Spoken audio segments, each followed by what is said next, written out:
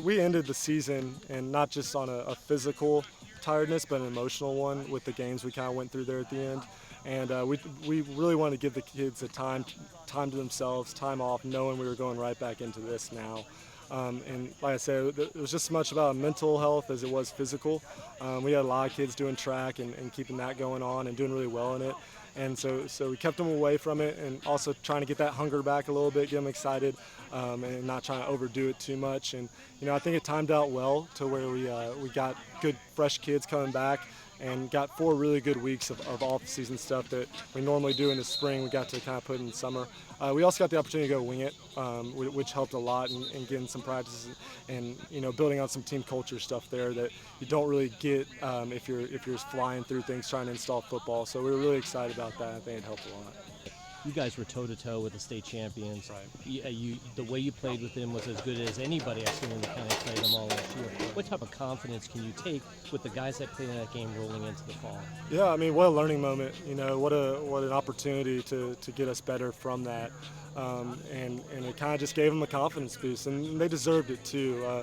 Of course, you want it to go a different way, and we look back at 3 games. In the Monroe game where we throw a pick 6 there at the end, and it could have been a touchdown, and flip that one, and they're playing each other in the semifinals of the state championship or the state playoffs. And so we knew that was right there, and coin flip or a couple of execution things, and we're in a different boat.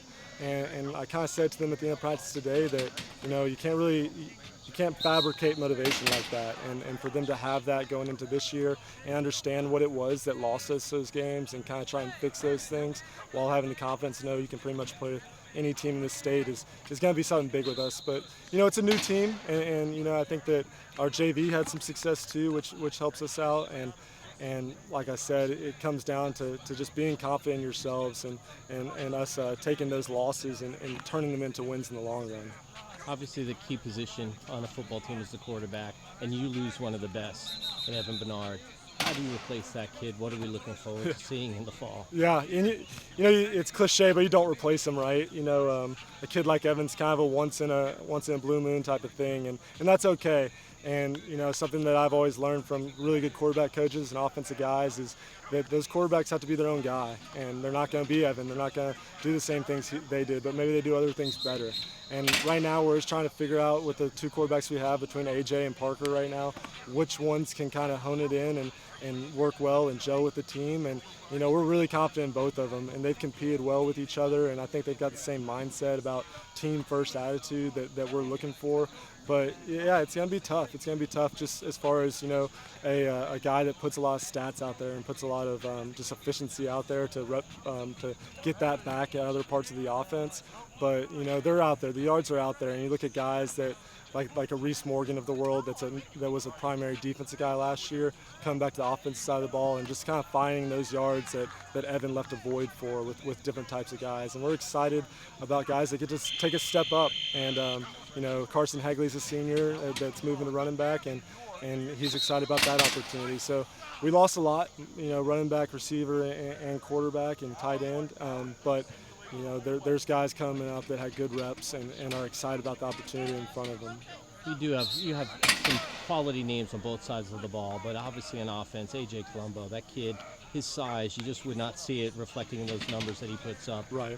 What makes that kid tick on the football field? I don't know. I think he's a kid that's always had a chip on his shoulder.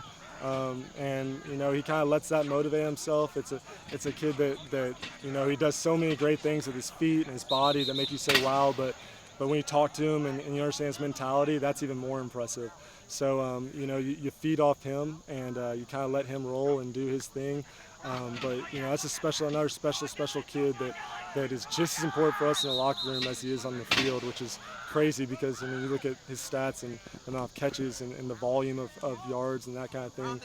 It's hard to even fathom that can be equated in the locker room. So it's just a kid that we get to lean on and when in jeopardy kind of go to. But he's just as happy with a 17-catch win as a 0-catch win, and that makes things a lot easier for us.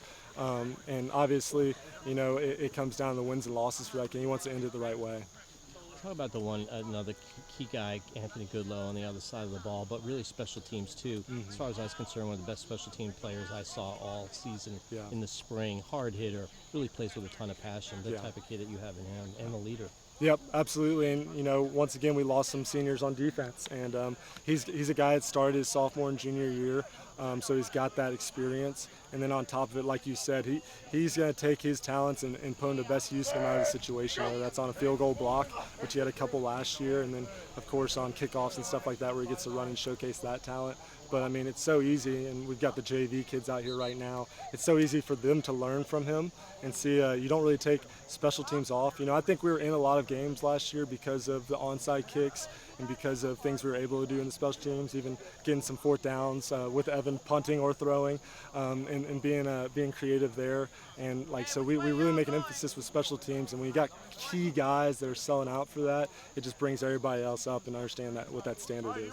And what's going to really satisfy you coming in? Obviously, it's tough to play off of what happened in that short season. As you come into the fall season, new conference, most of the teams are here, but we add in Porter Ridge.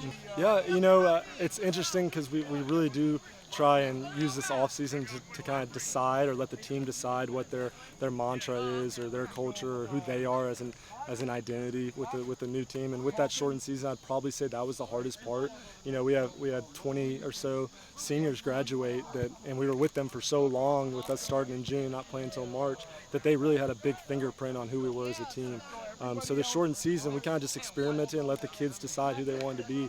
And right now, they really have taken on the identity of we're a game-by-game team. And whoever's next on the schedule is what's most important, and we want to focus on ourselves. So there is definitely a big picture out there, and the way we scheduled it this year, we wanted to create good competition. And honestly, we looked at what Weddington was doing and going out and scheduling teams like Charlotte Christian. And like always, we're trying to get to that level. So we kind of have that mindset where anything they can do, we're trying to do it too. So in the back of our minds, of course, we're thinking we're playing big league ball now, and we're in a 4A conference with a lot of good teams. But their identity and what they've kind of decided to do is take it game by game, and right now Parkwood's on the clock, and that's where they're really focused on.